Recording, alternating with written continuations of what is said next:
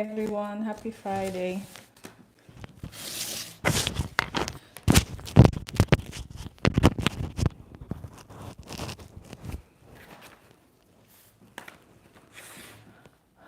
Alrighty.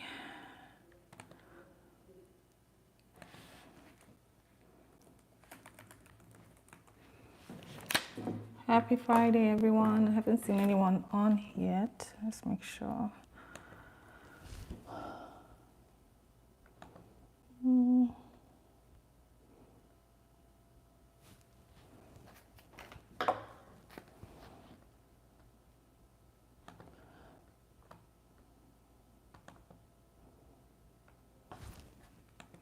Hi. Happy Friday, everyone.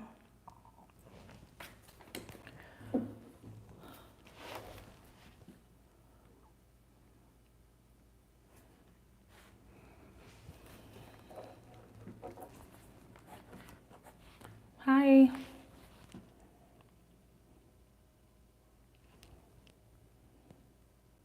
How's everyone doing? Let's see.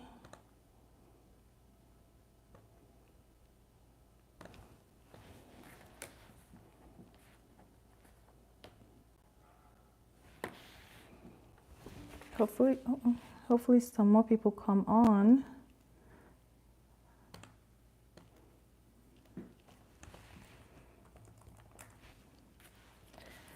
Happy Friday. How's everyone doing? Hi, Eukarya. Hope you can hear me okay.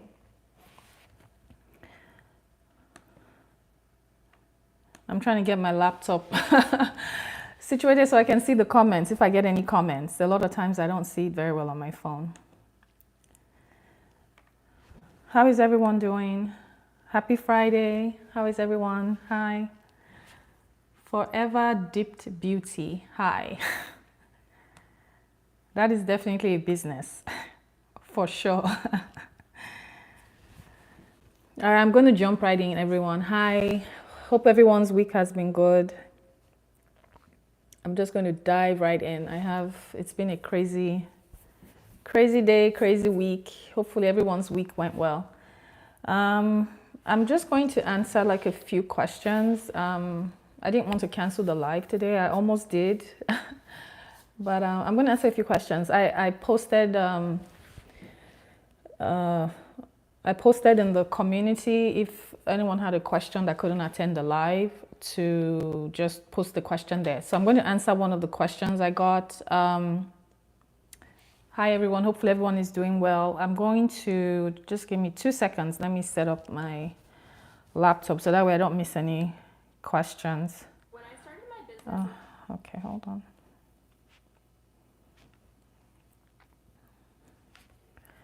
All right, so one of the first questions I got was on salicylic acid. Salicylic acid in African black soap.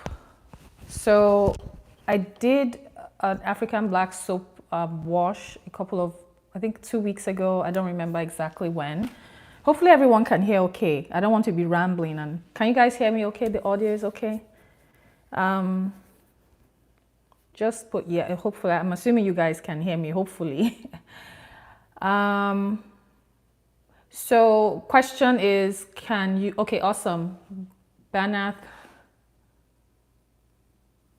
Shai, I can see your name well, okay. Hey, from South Africa, hi. All right, I'm gonna jump right in because I have a couple of things to go over. And I'm just gonna answer this question really quick because I mentioned I would answer it in the live. So salicylic acid is basically it's an active ingredient. It's an exfoliating ingredient. So you use it as part of your skincare to help remove dead skin cells. It's good for acne, oily skin. So the issue for me, and the question was, can you use salicylic acid in African black soap to create a face wash? So the issue for me would be African black soap is already so strong on its own. it's good for oily skin, acne skin. Okay, awesome. The audio is good. So I honestly would not pair salicylic acid with African black soap, honestly, because first of all, I'm trying so hard not to laugh. So salicylic acid, I wouldn't pair it with African black soap. I would probably just create like a face wash that's a regular face wash. That's not African black soap. African black soap is strong. You don't need to add any.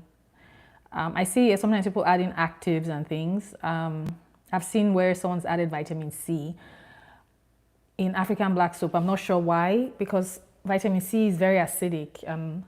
The final product for vitamin C to work has to be acidic. But anyways, I don't want to ramble too much, but the short answer would be no. Don't mix salicylic acid with African black soap. African black soap is strong enough on its own, and salicylic acid really needs to be in a finished product that's acidic. So maybe a finished product that's maybe between, I would say probably between 4 to 5 in pH. And African black soap, there's no way to get African black soap to get to that low of a pH. Hi, Anila Naturals. Hi, everyone. So that's my answer on salicylic acid. So no, don't use it in African black soap. That's the answer. It's African black soap is very high in pH. Salicylic acid needs a lower pH. All right, and then last thing I'll answer is formulating with. What type of water to formulate with?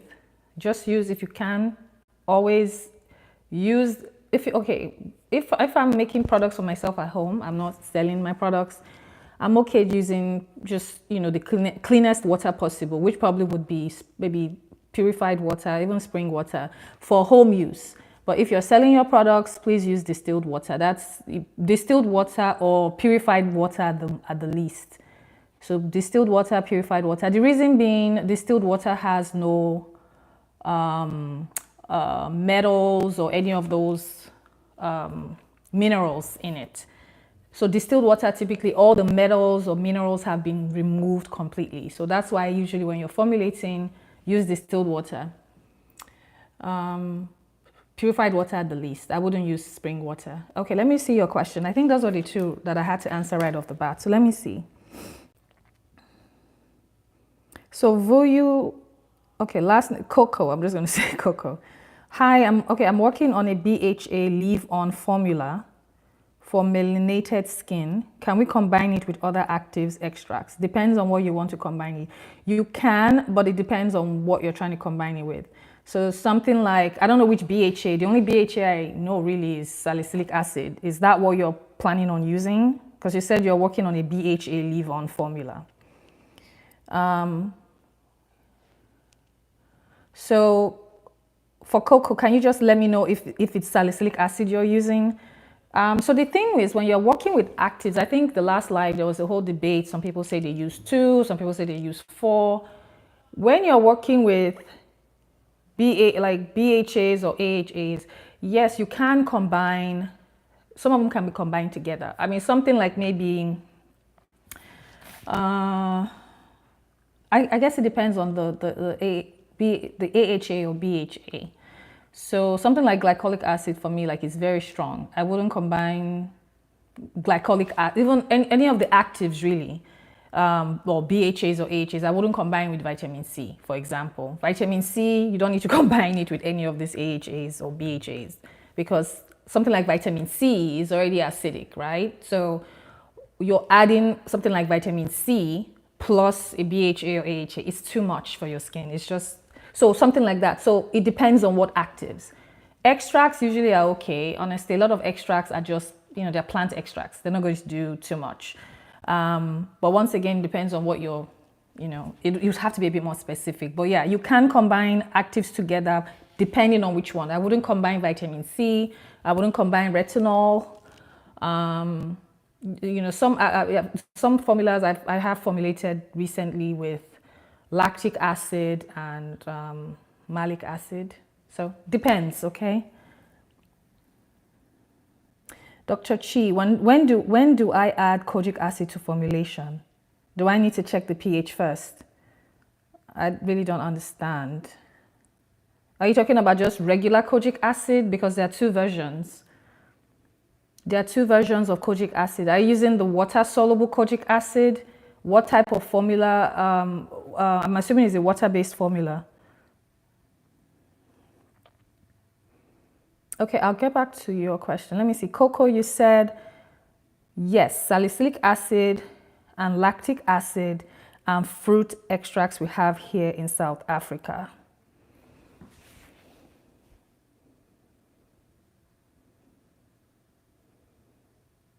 Okay.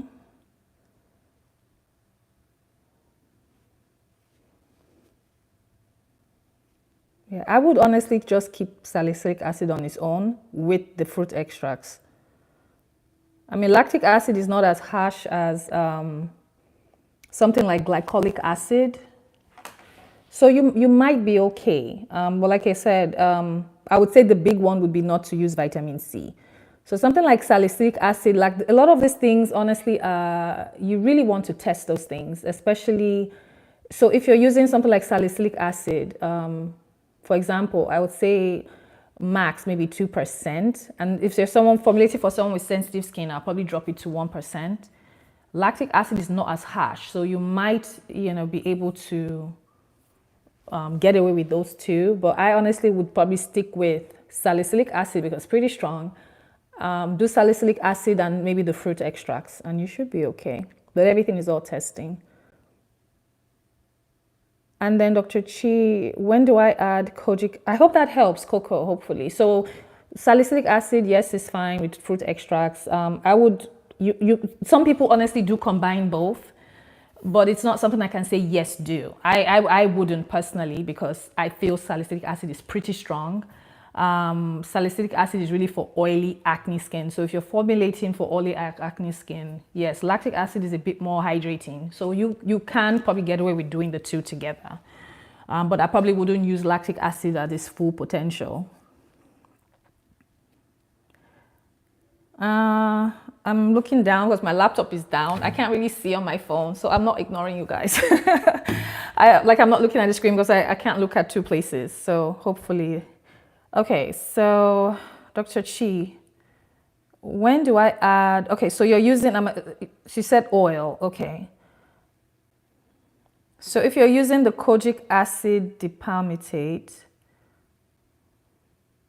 yeah, you always have to check the pH. It really doesn't matter, honestly. At some point, you have to check the pH. You have to pH adjust. When I use my kojic acid dipalmitate, I formulate with it, and I check my pH at the end. Kojic acid is not like an acid. It works in a very wide variety of pH. I think where I buy mine from, I think the pH is anywhere from 3 to 10. It can work in a range of products. Oh, thanks for signing up for my Patreon. Thank you. Vitamin C. So are you trying to use kojic acid and vitamin C? You would have to use it. I'm not sure what you're making, but you would have to use a stable form of vitamin C. And you have to keep in mind, if you're formulating with vitamin C, your finished product has to be acidic. So you probably maybe no more than 4 to 4.5, I would say is the max. Yeah.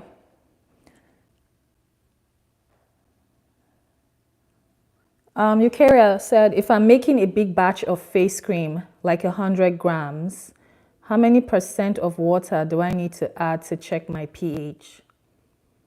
I don't understand your question, Eukarya. If you're checking your pH, so this is my rule. If I'm checking the pH of creams, anything that's not liquid, like a toner. Hi, Flawless, Rachel, I can't talk today. So Eukarya, if you're trying to check the pH of your face cream, all you do is, this is what I do. So basically, you're going to take 10% of your cream to 90% of your water. So I'm going to type it here because maybe I sound funny today. So 10% of your face cream or your product with 90% of, I use distilled water when you're checking the pH. So this is probably about, I usually do like a 20-gram testing sample when I'm testing the pH of my cleansers, my face, anything I'm testing the pH of, honestly. So when I make my videos on YouTube, I just don't go in detail every single time because honestly, it's exhausting when you're trying to make an 8-minute video. So it gets long. So anything you're formulating, if it's a cream, lotion, cleanser, whatever you're trying to check the pH that's water-based, you can take 2 grams of your product and mix it with 18 grams of distilled water. Okay, I put that in the chat. So your face cream, you use your scale, weigh out 2 grams of your face cream, then 18 grams of, I hope I said that right. Yeah, 2 grams of face cream, 18 grams of water. Mix it very well, then rinse your pH meter in distilled water, then take the reading. So I hope that answers your question. Yeah, but that's how you would check the pH. I'm not really sure. I hope that answers your question, Eukarya. Yeah, just let me know so that way I'm not just assuming that I did.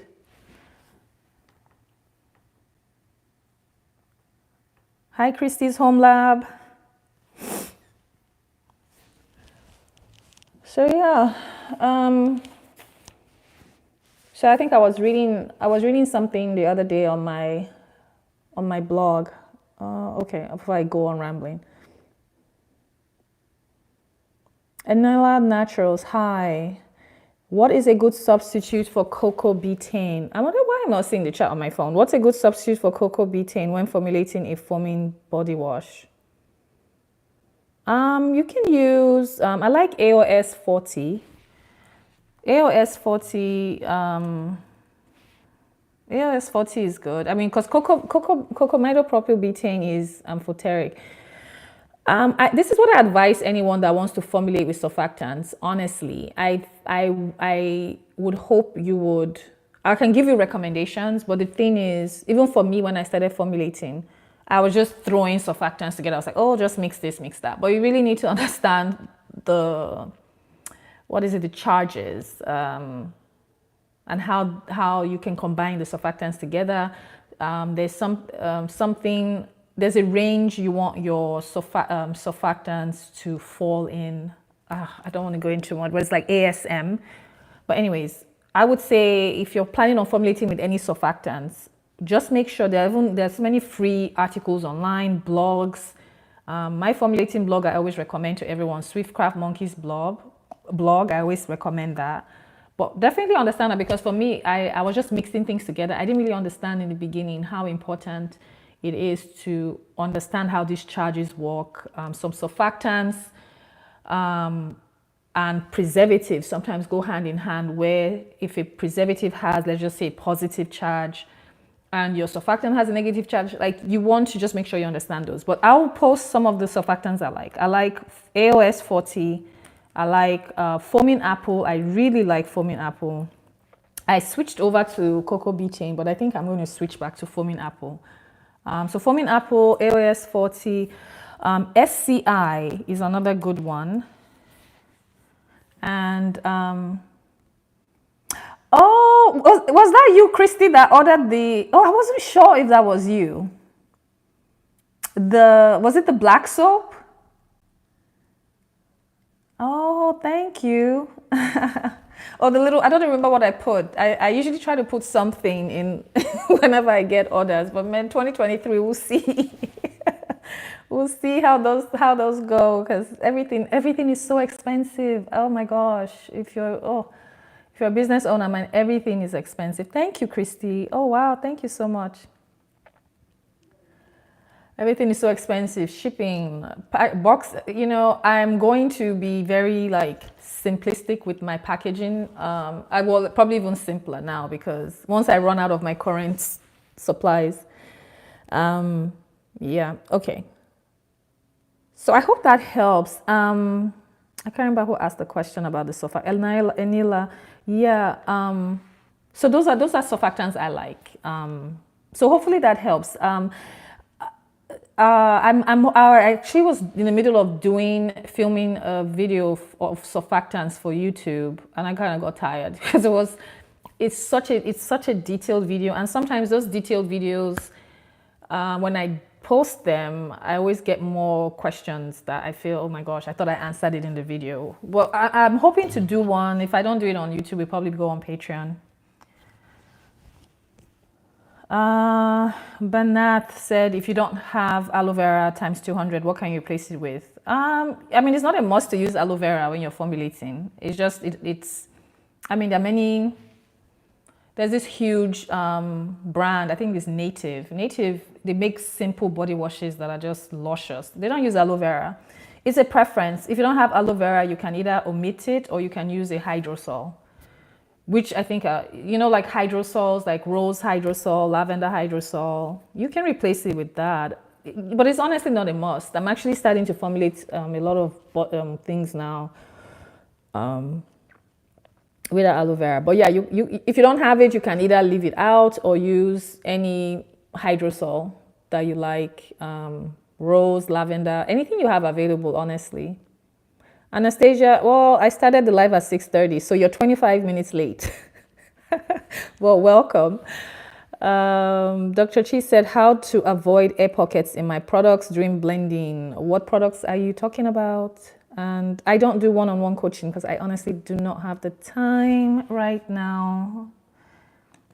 It's very exhausting trying to do one-on-one. I tried it before and I almost lost my mind. Not lost my mind, but it was a lot. So I do not do one-on-one. But just clarify what you mean by air pockets in my products during blending. I'm not sure what you mean by. The only thing probably would be maybe in a cream or lotion, maybe. I'm not really sure. Yeah, it would have to be a cream and lotion. I just maybe how you're blending. Sometimes I do get air pockets if I'm not careful with my stick blending. So you want to keep your blender below, I don't know, below the product. I don't know how to explain. Like when you have your stick blender, like just keep it in one place, at least for lotions and creams. Keep it below to where, and then just pulse at intervals. I mean, I don't know if that helps, but yeah, I don't know if that helps, but yeah, I would say pulse. And I noticed, get a good stick blender because I have two. I have a stick blender that I bought. That's like my heavy duty one. I use it for soap making. It has the attachments. It has like 3 attachments.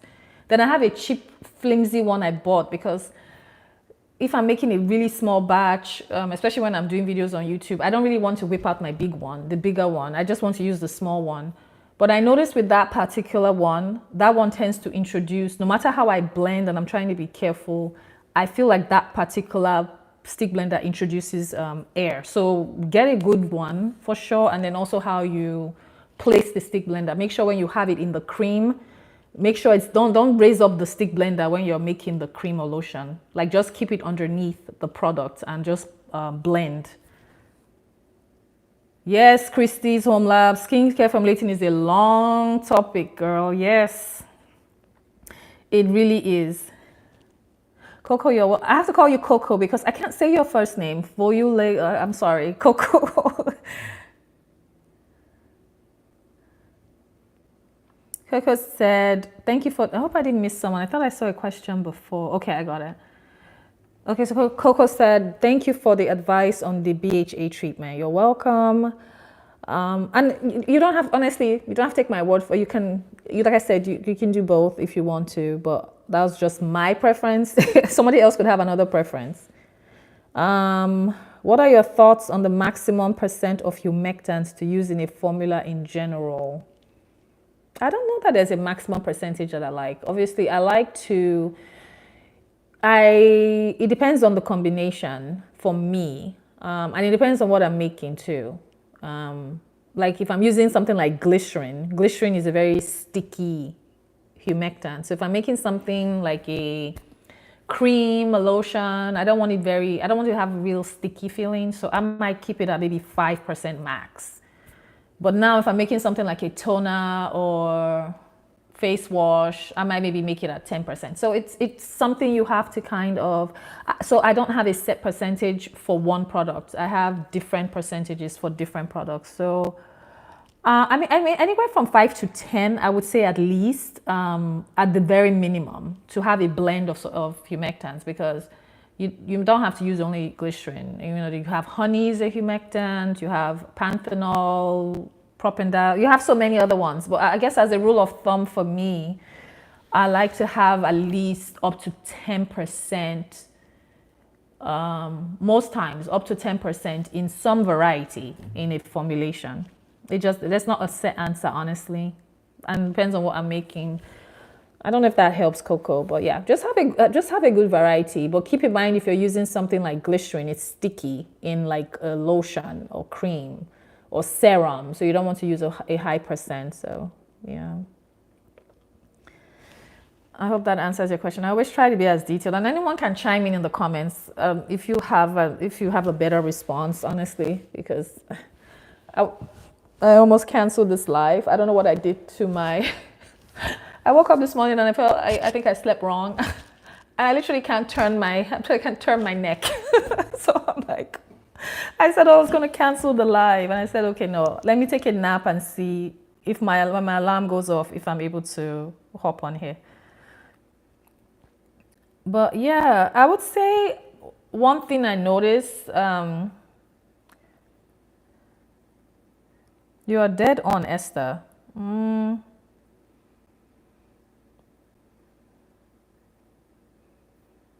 don't know what you mean, Rhonda.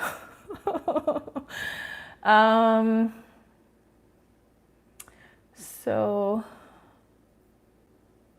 oh, thank you, Rhonda. I thought you meant I was dead. That make me laugh.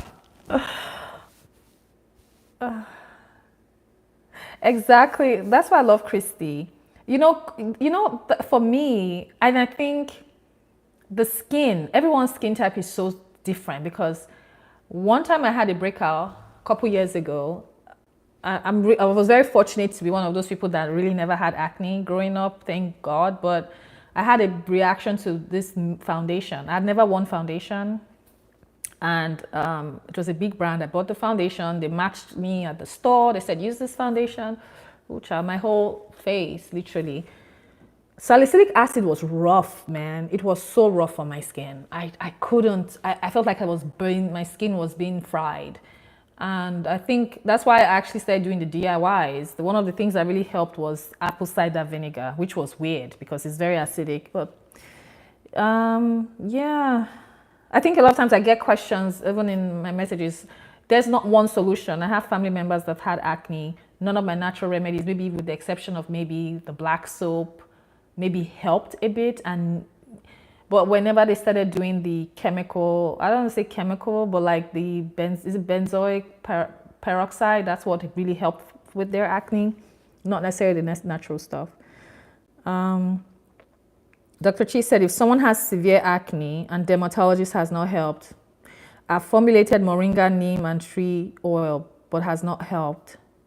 Yeah, sometimes some acne is just very stubborn, unfortunately. Yeah, it's very stubborn. Yeah, unfortunately, there's not one extract formulation. If I knew it, I would be a millionaire. I would definitely be a millionaire by now, because I've tried a lot of combinations. Yeah, unfortunately, there's not one thing there's not one thing for acne. Acne, I know I've tried it. I know I tried the black soap religiously. I formulated stuff with the black soap. I formulated stuff with neem. I did a neem face wash, and a lot of those things really didn't help that particular person's acne. Yeah. See, Christy said she uses salicylic acid for acne. See, salicylic acid didn't work for my family member with acne at all. It probably aggravated her acne. What really helped was the was it benzyl peroxide? I don't know if I'm saying it right. Benzyl peroxide. That's what the dermatologist recommended. And I think CeraVe has a really good face wash. That thing cleared out within weeks. Yeah, it's hard, honestly. because I think a lot of people say, oh, formulate. The reality is you have to kind of know the limitations with natural products. Some natural products take forever to work. The reason why people tend to go natural is some people don't want the chemical or synthetic ingredients. But some, not all, everything I think used in the right, is it moderation or I don't know, percent, I guess. Yeah. See, Chrissy says she has, okay, I'm an acne prone skin and oily skin. Yeah. I have oily skin, but I don't have, well, combination skin, but I've never really had acne, like I said. But when I did have acne, salicylic acid didn't do anything for me. And salicylic acid did not help my family member with oily acne skin. So it's so funny with the dynamics, what works for different skin types. Yeah, I think you just have to know the limitations. Yeah, for sure. All right, I'm going to keep this live short because I can feel myself falling asleep. Rhonda said, I've been wondering your thoughts on balancing natural ingredients and synthetic ingredients. I always wanted to use all natural ingredients, but as I get deeper in the craft, I'm straying. Oh my gosh. Questions.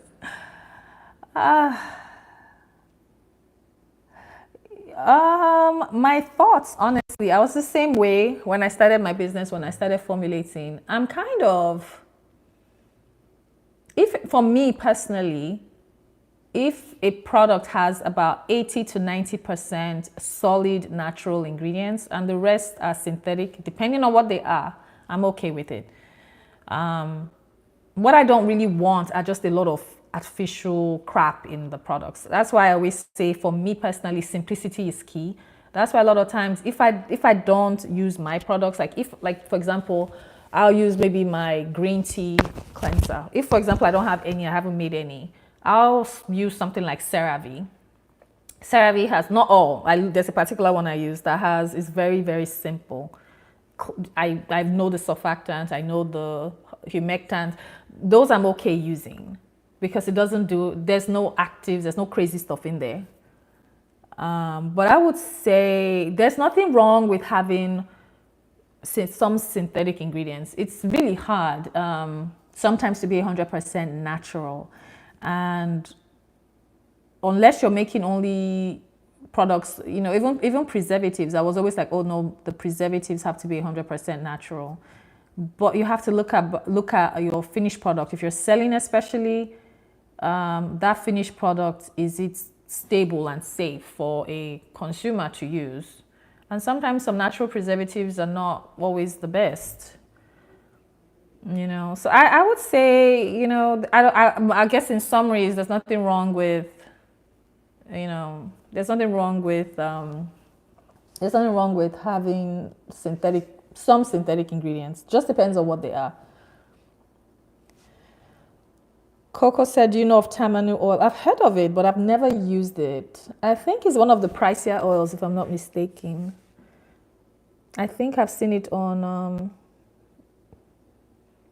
I have heard of it, but I haven't used it, the tamanu oil. One oil I really want to start using, I'm thinking of formulating something with, is it emu? Oh God, I can't pronounce it. Emu oil, emu oil. I used it years ago. Oh my gosh, it's really, really good. I don't know why I stopped using it. Those are just for personal use. It's a bit more expensive than the regular oils, I will say. Do you know of tamanu? Okay, it's heals scarring rates. I'm taking notes of that tamanu oil because I'm researching some oils for a herbal product I'm wanting to formulate. So girl, I'm sorry if I'm stealing your tamanu oil idea. I have heard of it, but I haven't used it. I have heard, just like, okay, it's a good oil, but I've not used it. Dr. Chi said, I want to take the leap and quit my pharmacist job. Oh, I would not quit my pharmacist job, your pharmacist job. You want to be sure that your business is solid. And with the pharmacist, you can work from home. I know someone that's a pharmacist. Actually, she had a business, but she moved out of Texas and she moved somewhere else. She had a business, she was working from home. There's never any reason to quit your job unless your business blows up. And for me, it's just been a slow and steady growth from when I started. The first year when I started was rough. I didn't know. I felt like I really didn't know what I was doing. I think I was just being pulled in so many directions. I think really by my second year, that's when I was like, okay, I think I'm starting to get a grasp of what I'm doing, what the products I'm making. There are many things that I'm still, I remove, I discontinue. So I would not quit. I would say, make sure what you're doing before you, and there's really no reason to quit. Like I said, I have a family member that's a lifelong pharmacist, and he had many side jobs and businesses. That's my dad, and he never quit being a pharmacist. And that's one thing that inspired me. He had practiced as a pharmacist, still practicing. Well, he's retired, but he had his side businesses that were doing well. So there's never any reason to quit something. I do ultrasound. I haven't quit. I'm a sonographer, ultrasound. I do the scans. There's never any reason to quit a career. I mean, you can always have it on the side, especially when you worked hard, got your licensing. You can do it on the side. You can consult. You don't have to quit. No, Esther's Corner, no. I'll type it here. Everyone keeps asking me. Yeah, there's never any reason to quit. I think I typed a sonographer. So we do like the imaging, like the scans, and yeah, there's never any reason to quit though. Yeah, Christy, there is tamarind oil. If you, I just never really formulated with it. Yeah. Oh, thank you, Coco. Coco said, before you end the live, know that you're making such a difference with your YouTube work. Thank you. Thank you so much. Yeah, sometimes you wonder, you're just like, okay. It can be very tedious sometimes. This week I filmed 4 videos. My plan was to film 6, but I filmed 4 in a day. And I was like, okay, I'm done. So it can be exhausting, but I'm always thankful. Somebody sent me a really nice message right before I took my nap. Oh gosh, what is her name? Oh my gosh. I said I was going to shout her out on the live. I think it's Brianna. Brianna, I think, sent me a lovely email. Just basically saying that I think she makes products too, and she follows me, she watches on YouTube, and it's, it's always nice to get those encouraging messages. Because you never remember the encouraging messages, you remember the nasty ones. So I'm trying to not even think of the nasty ones. Christy, you said I use salicylic acid serum. Oh, sulfur. Sulfur sounds like it would be a good one too. Huh. So salicylic acid serum and the sulfur face wash helps with your acne. Okay, that's good. I need something. I've been trying to formulate a shampoo for my scalp psoriasis. The only thing that helps is the African black soap, but I don't really want to use African black soap every single time I need to shampoo my hair. I want to have a regular shampoo that I can use that's not as strong as African black soap. Oh, Anila, okay, you're a nurse. Oh, awesome. Okay, so you have your business? That's so nice. Yeah, you definitely want your business to grow, because it's almost like the lady that formed the Mael Organics, the hair care line. She was a nurse, and then she came up with her hair care line. And the same thing with the Main Choice. I don't know, something Main, MANE. She sold her business though, but she was also a nurse. So yeah. And I think someone that knew the lady that had the Main, I don't know if it's Main Choice, but the Main hair care line, knew her when she was a nurse. I was like, yeah, she was always making those products. Yeah, and you're like, you have it good. 3 days a week, you have 4 days to make everything you need. That's a good schedule. Yeah, that's a really good schedule. Esther's Corner said 4 in a day is amazing. Yeah, well, it's not. It's exhausting, but I set aside that day to formulate, and I was just like, okay, I'm going to do 4. I was like, okay, I'm going to do 2. Then I was like, let me just do all 4, Yeah, but the hard part is editing. Oh, 12 shifts. Oh, wow. Yeah, I had a job where I used to work 16 hours, but I only worked 2 days a week at the time. But it was like an overnight shift. And I did that for a couple of years. And I was like, okay, that's actually what kind of set me on this path to doing this in a way. Yeah, 12 shifts, yeah. Yeah, 12 shifts can be exhausting. And if you have kids, that's even more exhausting. All right, if anyone has any more questions, I'm going to try to end this live pretty soon because every other live I'm always like on an hour. Rhonda said I was considering using coal tar in shampoo. I've been trying to formulate, I don't know, coal wash also. I haven't used coal tar to formulate, but I bought products in like years ago when my scalp psoriasis was really, really bad. Like it was so bad. Like I saw a dermatologist and they prescribed some awful shampoo that smelled so bad. Then I used the coal. It really didn't do anything for me though. Yeah, that's why I started using black soap. It didn't do anything. The coal didn't help me at all. And even the shampoo that the dermatologist that was prescribed, I was using it at least three, 4 times a week. He said, yeah, you have to. I couldn't even wear wigs. It's like you have to be shampooing, and it was just irritating my scalp even more. Yeah. Yeah, I'm actually currently researching something for scalp psoriasis right now. Like I said, the only thing that helps me is the black soap. That's the only thing. And I have a herbal oil that I've been testing that has, I think, rosemary, it has mint, it has a bunch of other things though. So I'm trying to see if I don't know. I'm just thinking out loud. So we'll see. But yeah, it's kind of tricky with the psoriasis.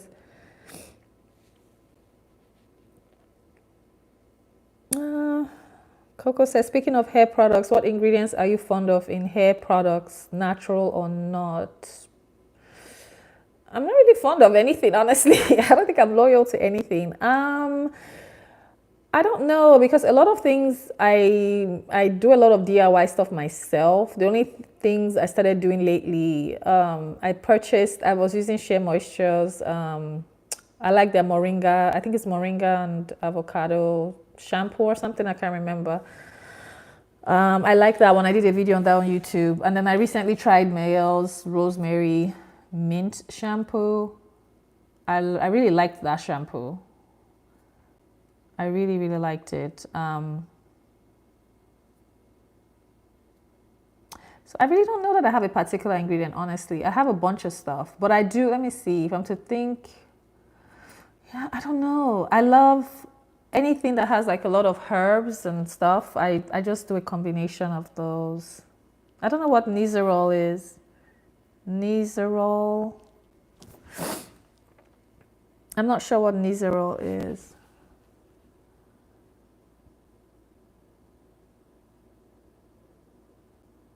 Exactly. Yeah, you have to do, yeah. Thank you, Anila, for responding. Yeah. Trust me, if you're waiting for everything, oh, Nizzerol is a prescription shampoo. Let me write it down. Shampoo. Yeah, trust me. There are many, I think you just have to start where you are. I can't remember who I was listening to on, oh my gosh, it wasn't a podcast, but it was something about, oh gosh, I was listening to it this week.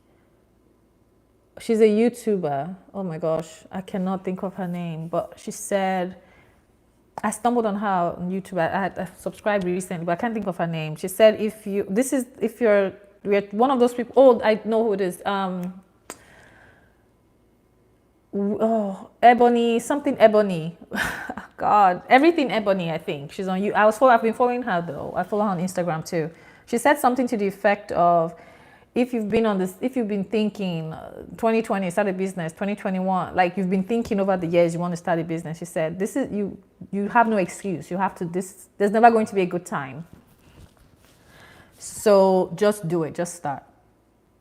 Mistakes and all. Trust me, there are many mistakes are made even till now where, if you don't make them, you won't learn. You know, you just have to do it. Yeah. Yes, Christy said, I sell skincare products, but I cannot find 100% natural ingredient to buy. I do try to balance it 96 to 97% exactly natural and synthetic ingredients exactly. Especially when you're using, you know, some active, something like salicylic acid is not natural. It's synthetically derived, and the supposed extract version of it is not as strong. So I think you just, you know, if you're somebody that's making a lot of herbal based products, then you can get away with making maybe almost 100% natural products. So like herbal infused type, maybe balms, oils, butters, you know. But there's only so much you can do with that. There's only so much you can do. But yeah, I definitely would check out the Nizzerol is a prescription shampoo. Yeah. I'll really look into it. Like I said, the only thing that really helps is the black soap. So once I use the black soap on my scalp, like really get in on my scalp, then I might use just one of the regular moisturizing shampoos, and I do a deep condition, and then I'm done. And that usually gives me a couple of days between washes, maybe a week and a half before I start to feel my scalp feels irritated. But I was going to like wear my hair out, like my twist, but I didn't have the energy. Like I said, my neck, I hurt my neck. I was like, how am I going to remove all my twists? So I put on this wig. Also Nizzerol. Okay, I was wondering. I'm going to look at it and see. But most times I'm always so Nizzerol shampoo.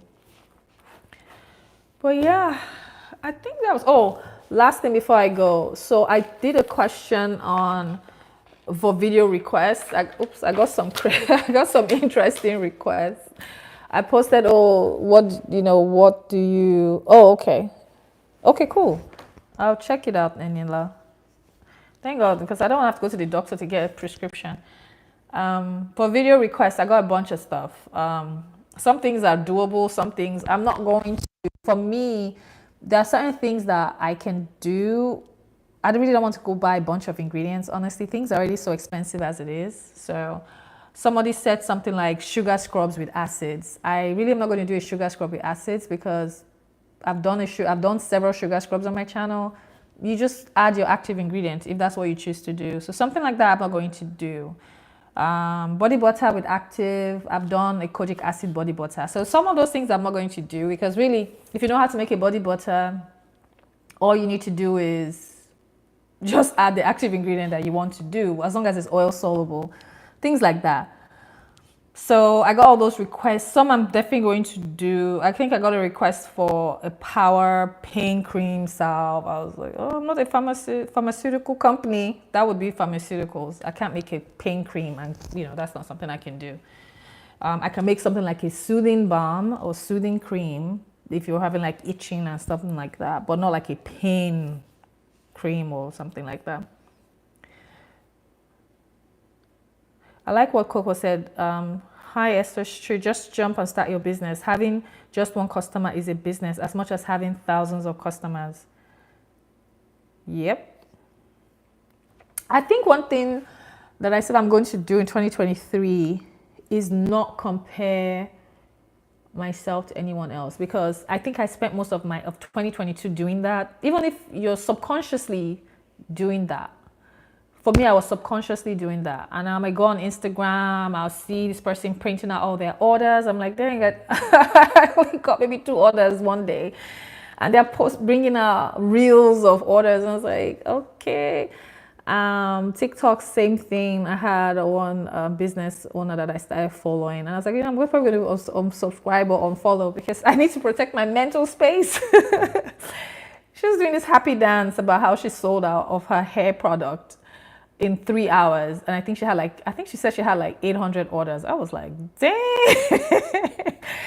So I think you just have to believe in, I think one thing I heard from someone says, you just have to believe whatever your product is. I think it was Ebony that said that, everything Ebony.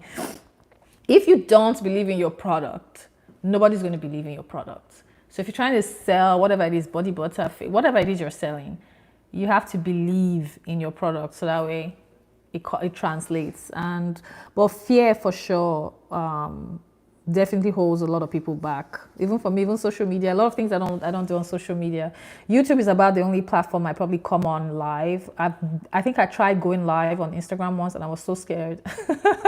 TikTok, I've never gone live. But I think a lot of things, especially if you're trying to push your business, now I'm realizing you have to be, out on the camera, honestly, no matter your fears. So that's one thing I'm setting goals to do.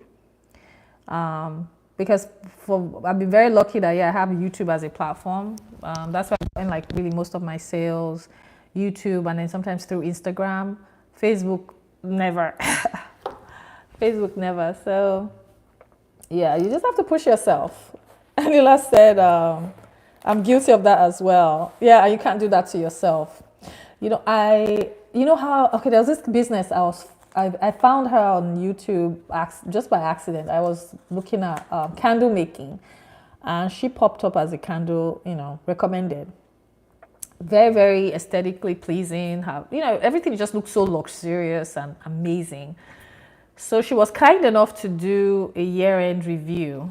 I'm just going to make sure I have all my notes. A year-end review of how much her business made and everything. And I thought, oh my gosh, for sure, she killed it. Like she made this. And she was like, no. And she gave good tips. She said, don't do markets was she the one that said don't do markets? I can't remember who said it, but yeah. She just said, oh my gosh, I lost my theory. So she just said, yeah, that everyone always thinks you're going to make a certain amount of money and it never happens that way. And last year was really hard for a lot of businesses. Christy's Home Lab, girl, I don't know what you're talking about. Support of family and friends. I didn't have no support from no family and friends. Maybe on the scale, when I started my business, I can probably count on one hand how many people supported my business. Let me see. Maybe one hand and maybe maybe two. Let me see. 1, 2. I have to count. It was like I had a few, but it was like crickets. It was like crickets. If you're fortunate to have family, friends that support your business, great. I had a few. So let me give it. I had a few. The people that supported my business, some of them were from the least likely sources. But yeah, the few that supported my business, they were great. But obviously, you can't build your business on waiting for family and friends to keep buying. So that's when you have to go out. Yeah. So if you're starting your business, just start it with the expectation that maybe people you know may not buy, people you know may not support. When I look at my analytics, I live in Texas. I would say 99% of my sales are not in Texas. I want to say it's like 1%. Most of my sales, like really, my whole business is not from Texas sales. I have a very small percentage. When I saw the analytics, I was like, dang, I never really realized it. I was like, oh yeah, I really rarely get a few Texas orders. Not like I live in Houston, but outside of Houston. Yeah, I rarely get, local sales and stuff. Yeah. So in the beginning I was hurt. I was like, oh, but I told them I was starting a business. Why didn't they support? No. Nobody is obligated to buy from you. If somebody buys from you one time and they don't buy again, don't even get your feelings hurt. There are many companies I bought from one time and I never bought again. So it's just the way it goes. Yeah. Anyways, sorry, one last thing I'm going to mention. I got something, and anyone can chime in. Niacinamide. For some reason, people have been offended when niacinamide is used in a rinse-off product. I don't know why. Yes, a lot of, just like I've seen products with, I think, vitamin C scrub. I think Tree Hut carries a vitamin C scrub. A lot of actives honestly work better when they're left on your skin longer. Like if you use a serum, a toner, or a lotion or cream, because it's being soaked into your skin versus you just washing it off. But with saying that, it doesn't look like, it's like two people have asked me like, oh, well, niacinamide, why in a rinse-off product? You don't have to use it. It's a formula I did for YouTube. I didn't say in the video, you have to use niacinamide. if you don't want to use niacinamide, just don't use niacinamide. It's not that deep. I think sometimes I just get tired of getting those kind of questions because it's just a formula. It's not set in stone. When I make these videos, it doesn't say at the start of the video, this is my formula, don't change anything. You don't have to. Obviously, I'm making light of it, but you don't. Niacinamide, obviously, a lot of actives, personally, if you use them on leave-on products, that's what even dermatologists recommend. Leave-on products, you're going to get the benefit more. But if you're using niacinamide in a rinse-off, yeah, you're not going to get the benefit as much as if you use a serum. But is it bad to have it in your face wash? No, but it's up to you. Oh, sorry, Esther's Corner said, oh, I'm in Houston. Oh, you're in Houston. You're the second person that has messaged me that they're in Houston. Oh, cool. Oh, I probably need to message the other. She's a business owner too. I think her business name, I thought I missed it. It's I think she's I am Princess. She says she lives in Houston too. Okay. Yep. Exactly. Thank you, Christy, for saying that. Do not forget to pray. Amen. I mean, gone are the days where I just jump out of bed and be like, okay, I got this and this. You have to start your day with prayer for sure. Even without being a business owner, just on the daily, as start your day with prayer. Your day definitely goes much better for sure. Yeah, and definitely don't compare your business. Yes, like you said, yeah. Definitely don't compare your business. Okay, Issa Lockstyle, I'll answer this last question. Okay, hi Esther, I want to start a business surrounding hair care for locks, like a lock listing spray. How could I make a 5-year plan off of one product? Ooh, I'm not sure. I understand your question. How could I make a 5-year plan off of one product? Do you mean how can you make a business plan off of one product? I don't know if that's what you mean. Thank you, Banath. Love what you're doing. Do what you love. Yeah. I mean, I don't know. I mean, you have to do your own survey and see if you have one product. One thing I did, when I was doing my business or thinking of starting a business, I was like, okay, I know I want to do body butter. So I sent samples. So if that's one product you have, I mean, I don't know about 5-year plan. You should have a business plan. I don't know about a 5-year plan. I just had a business plan that I did. I did my analytics. I looked at the industry, industry growth, growth potential, possible money that could be made and things like that. So all that was in my business plan. And then I had projections. I think I had like a 3-year projection. I don't think I did 5, but I had like a 3-year projection of, so I don't know if that's what you mean, but yeah, I mean, I just went on Google and I just looked, I think they had like, there were some guidelines, so I just used that. And then send your samples, send samples to maybe friends or people that have locks, or even businesses that do locks. You can probably send them small samples and say, hey, can you test? I have this product that I'm going to be selling soon. Do you mind if I leave a few samples for you to try out? And then you get feedback. I did that with friends that I had. I just sent samples, people I knew from church. I said, okay, can you try out this sample? And then I sent surveys a couple of weeks later. I said, just be honest in your feedback. Even if the product is trash or horrible, I need to know. Put it in the comments, in the feedback, the survey. So you can start like that. I hope that helps. Okay, Coco said, I wanted to ask the same question about actives in rinse-off products. I see them a lot in the inky of many international rinse-off products. I don't know how to help with that. Here are other things you can try. Okay, I'm not sure what's going on with my Google thing that's talking back there. Yeah, honestly, it really is a preference. And one thing people need to realize is products I formulate for YouTube is not necessarily like I don't use niacinamide in rinse-off products that I sell. My face washes and even body body washes I'm coming up with. I don't use, but there's really nothing wrong with that.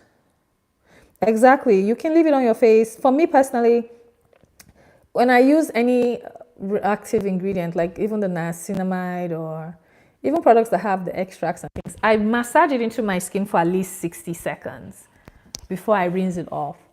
And most times I'll have that same ingredient in either a serum that I have. So I know I'm still going to get the benefit.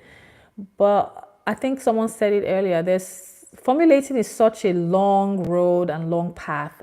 I think sometimes people want like one answer, and it's not one glove fits all. Like Christy may like using active ingredients in her face washes, right? I may not like using active ingredients in my face washes, right? But a lot of times when I do videos on YouTube, I'm just trying to just show how some of these ingredients can be used, because sometimes I'll get video or comments, oh, can you formulate something with this ingredient? I got a lot of requests for vitamin C. I did that, and it turned into a whole bunch of messages I was getting. But yeah, I don't think there's anything.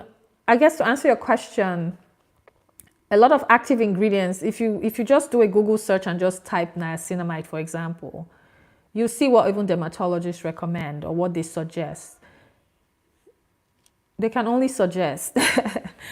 That's their job. They're going to suggest, but the final decision falls on you. So it's just like with vitamin C.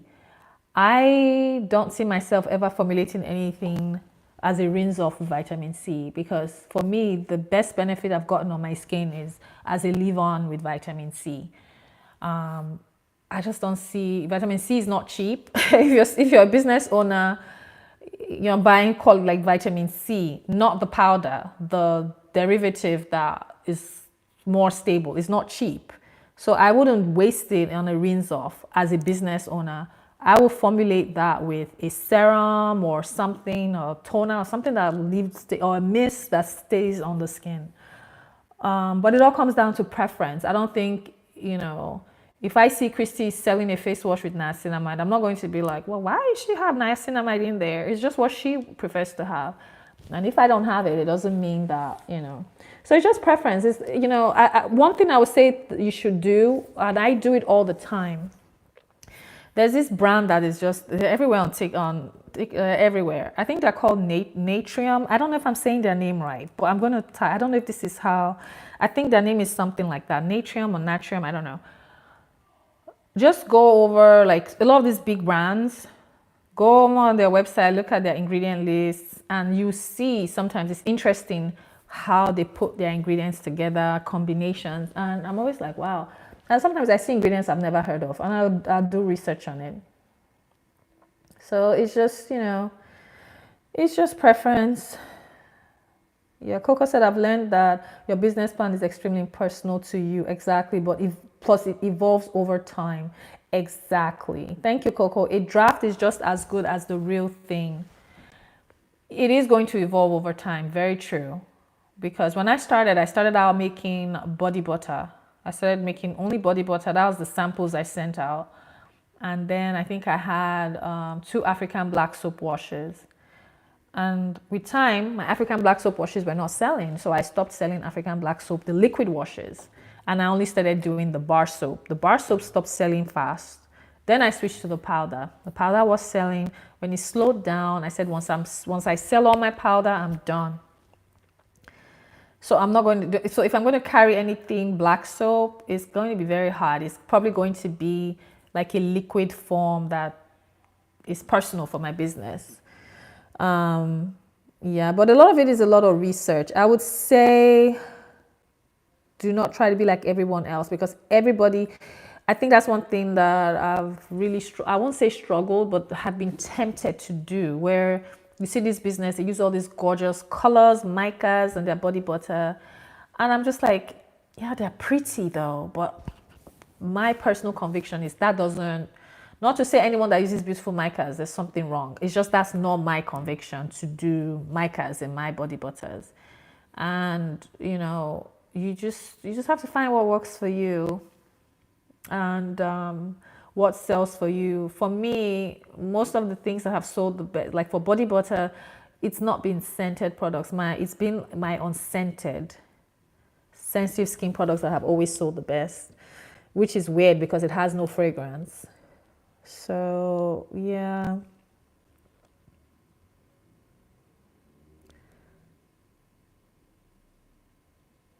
Christy said on my body products, especially on my body wash, I don't use active ingredients in it because I don't like to wait in the bath. I just take my bath and leave, but I like using active in my leave-ons. Very true. There was a product I almost bought because sometimes I'll see some businesses, it maybe pops up on my timeline, and this person's recommendation, the business recommendation was if you apply this product on your skin, wait for 10 minutes. I'm like, when I'm taking my bath or in the shower, I'm like 10 minutes. I'm like, nah. If I'm taking my shower or whatever, I need to be done and I'm out of the shower. I'm not going to put the product on and wait 10, 15 minutes. That was their recommendation. I'm like, no. I'd rather have it in like a cream or oil or something. I don't know. Rhonda said, I laugh at my original business plan now. Yeah, I would suggest that you be flexible. And like Esther said, follow trends more than you try to start trends. Yep. Yeah, the business plan is just a guide. But I think the thing is, if you're waiting to have, I'm falling asleep now, guys. That's why I'm like this. If you're, I'm going to close my notebook. I think I answered every question. I talked about what I need to talk about. Yeah, you can never have it all together.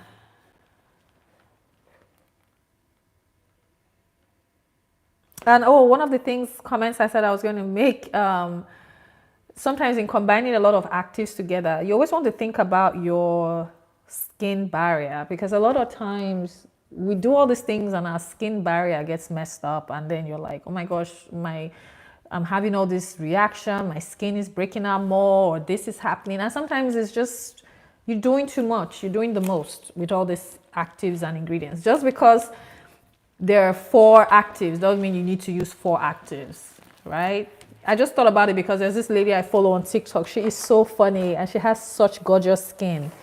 And that's a question people always ask her. I think she's something, the skin doctor or something, I don't know, skin doctor or something on TikTok. I can't think of her name. But she said it, and her skin is gorgeous. She's like, we're doing the most. and we really are. I don't do a lot with my skin. One thing I need to do better is using my exfoliating mask though. Rona said you're glad. Yeah, I'm trying to do the lives more. I try to do the lives at least twice a month. That's what I've been trying to do. Yeah. Yeah, it's always nice to chat with you guys because, you know, most times I'm behind the camera. I did my last video, I was like, it was a struggle. I was like, nah, this is too much to try to vlog. It really is, because you have to set your camera. This is just too much. Whereas if you're making a video for like a formulating video, you just put your camera in one spot and you're just mixing everything. But when you're doing a vlog, you have to capture a moment. I was like, nah, this is too much. But I mean, it's nice to do something new. I'm trying to do new things in 2023.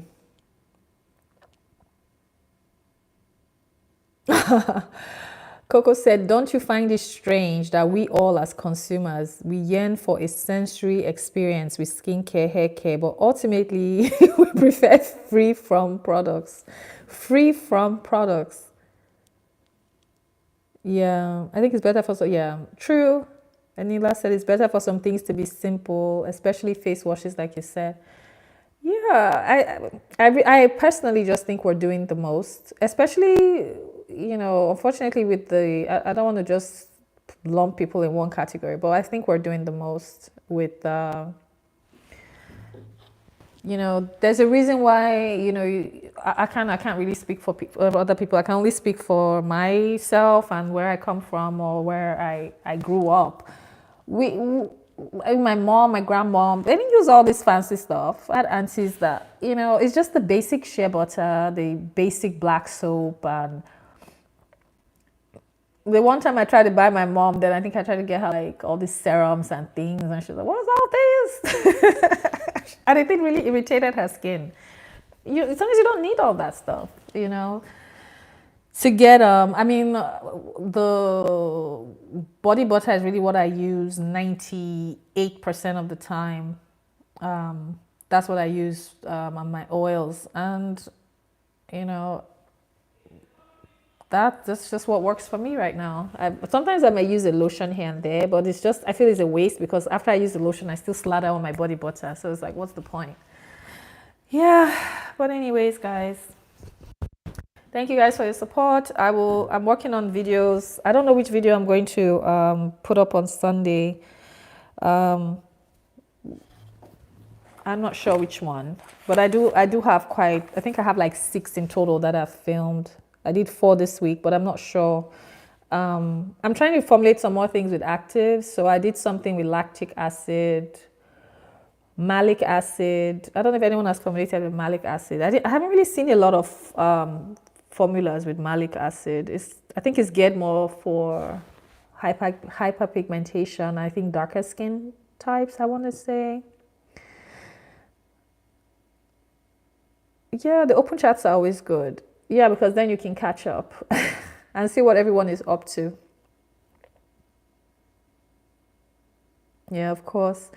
Thank you all for participating. And yeah, we just keep pushing through. I think I got everyone's questions. We just keep pushing through, but there's never one, it's never easy.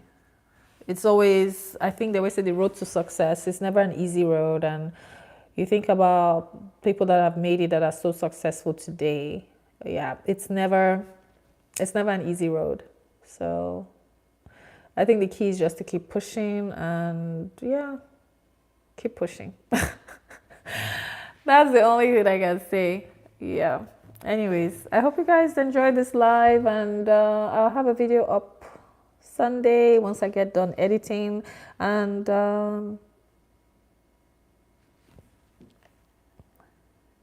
yeah, thanks, Anila. You keep going too. Everybody keep going. Christy, everyone that has businesses, or yeah. Yeah. Of course.